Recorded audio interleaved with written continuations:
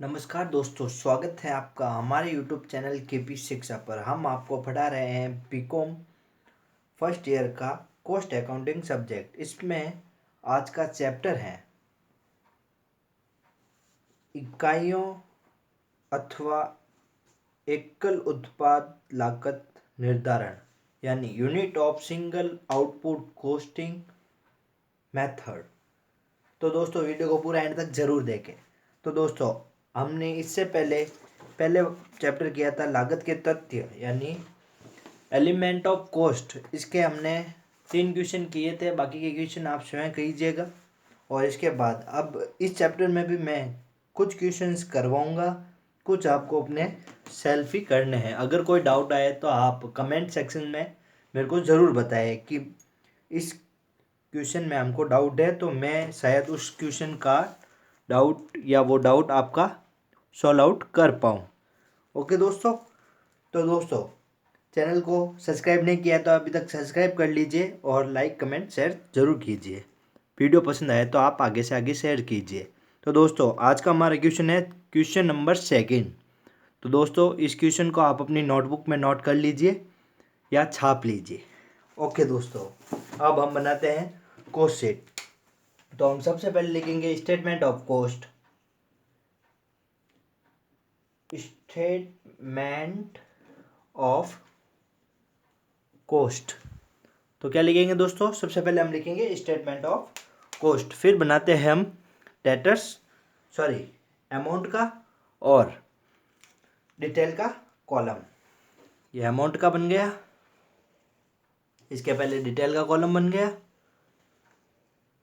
और ये हमारी कॉस्ट शीट कंप्लीटली हमने तैयार कर ली। तो दोस्तों अब सबसे पहले आता है हमारे पास डायरेक्ट मटेरियल। तो हम यहाँ पे लिखेंगे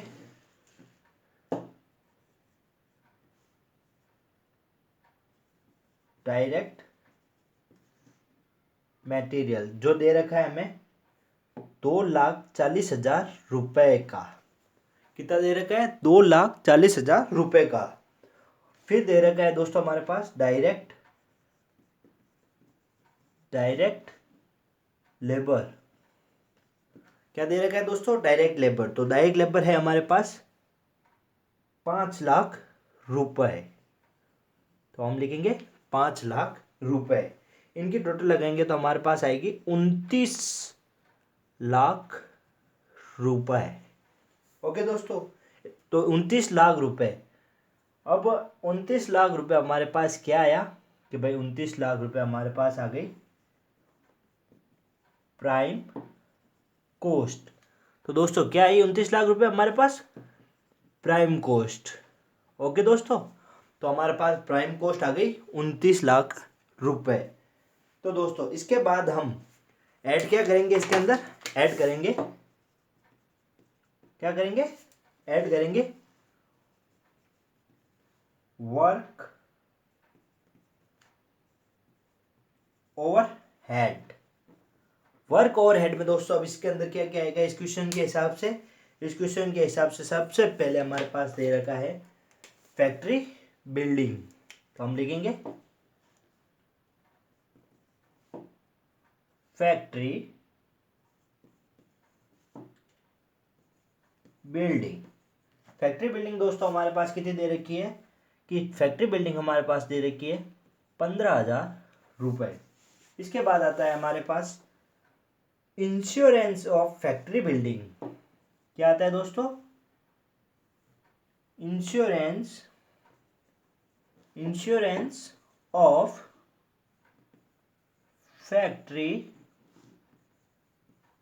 बिल्डिंग। ओके दोस्तों, इंश्योरेंस ऑफ फैक्ट्री बिल्डिंग का इंश्योरेंस, तो वो कितना दे रखा है अपने को? 1,500 रुपए। तो एक देंगे 1,500 रुपए। उसके बाद आता है हमारे पास चीफ इंजीनियर।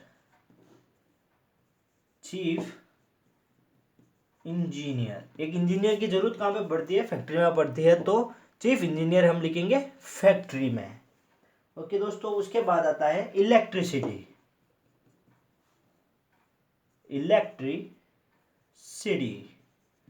ओके दोस्तों, इलेक्ट्रिसिटी इलेक्ट्रिसिटी है हमारे पास 36,000 रुपये, तो हम लिखेंगे 36,000 रुपये। उसके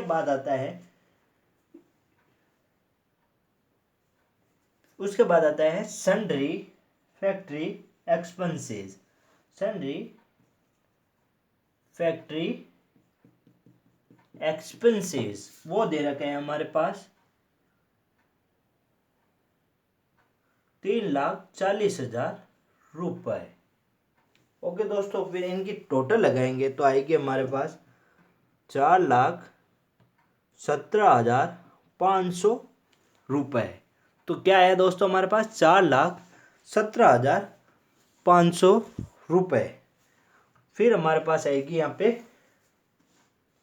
क्या आएगी, work cost.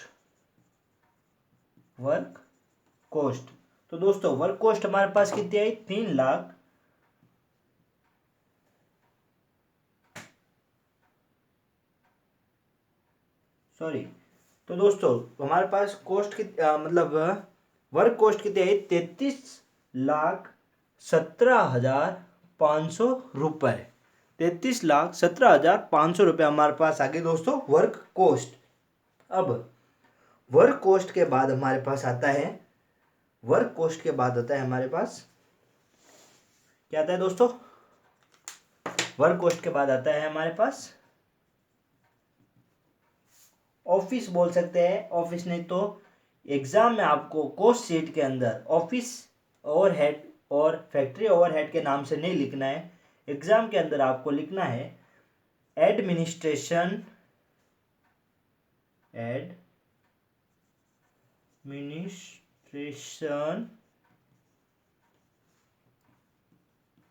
Overhead.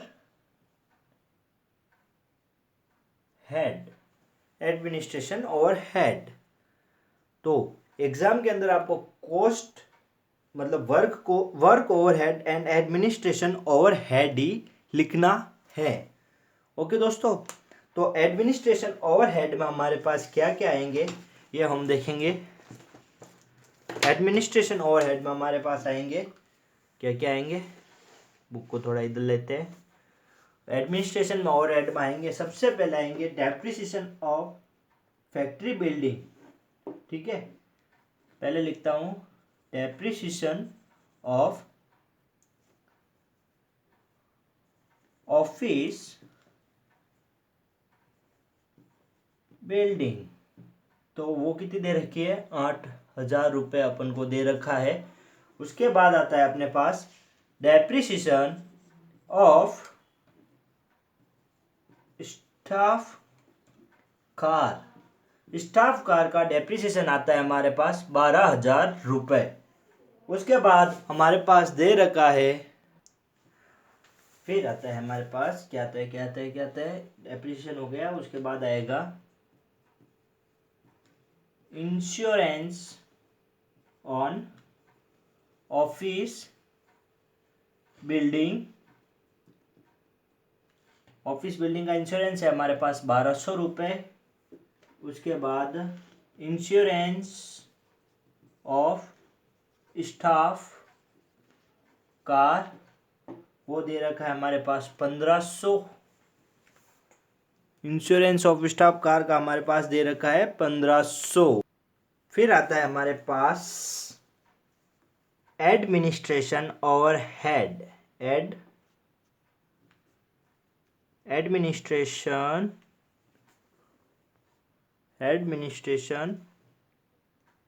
Expenses. Administration के एक्सपेंसेस आएंगे हमारे पास, कितने दे रखे हैं, 50,000 रुपये। हमने लिख दिया भाई एडमिनिस्ट्रेशन के एक्सपेंसेस 50,000 रुपये। उसके बाद हमारे पास आएगा इलेक्ट्रिसिटी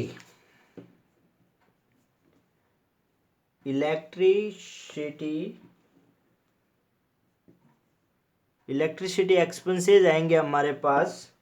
इलेक्ट्रिसिटी एक्सपेंसेस दे रखे हैं 4,000 रुपये। ओके दोस्तों, फिर आएंगे हमारे पास इलेक्ट्रिसिटी एक्सपेंसेस के बाद हमारे पास आता है सैलरीज सैलरी अदर, यानी अदरवाइज कोई भी सैलरी हुई तो हम सैलरी तो एक यहीं पे देते हैं क्या, सैलरी तो हम ऑफिस में ही देते हैं और तो सैलरी वालों की ज़रूरत कहाँ पे पड़ती है।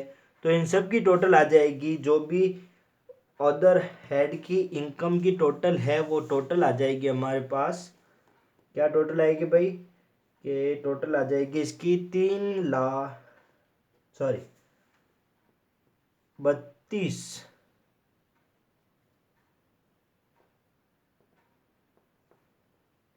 3,26,700 रुपये तो आ जाएगी अदर सोर्स की टोटल, और उन दोनों को जोड़ेंगे हम तो हमारे पास आएंगे 36,44,200 रुपये।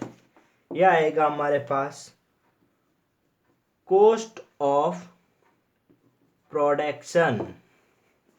ठीक है दोस्तों। तो दोस्तों अब आता है हमारे पास सेलिंग एंड डिस्ट्रीब्यूशन ओवरहेड। इसमें सबसे पहले आएगा हमारे पास ब्रांच ऑफिस एक्सपेंसेस। अब भाई आप लोग बोलेंगे कि ऑफिस आया इसके अंदर, तो ये मतलब ऑफिस आया है, ऑफिस एक्सपेंसेस नाम से ये आया, ये हमने सेलिंग में क्यों लिखा। तो दोस्तों इसका एक रीज़न है कि ब्रांच, अब ब्रांच 1 से 2, 2 से 3 तो हम सेलिंग में ही करेंगे। अब ब्रांच तो जो जहाँ से फैक्ट्री से माल निर्माण हो गया ऑफिस में आता है, अब ऑफिस तो एक ही होगा।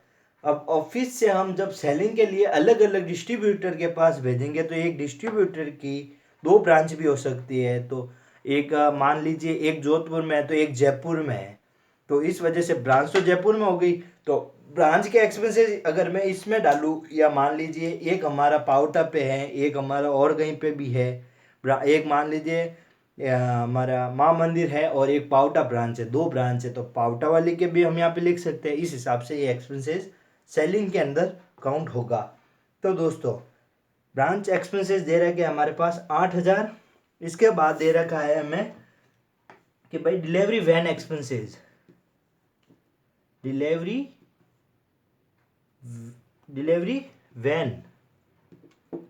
वैन एक्सपेंसेस जो दे रखे हैं हमें 10,000 रुपये, तो लिखेंगे 10,000।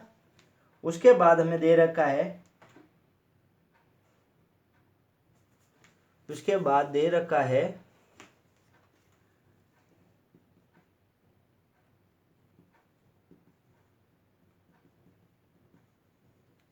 Execution expenses.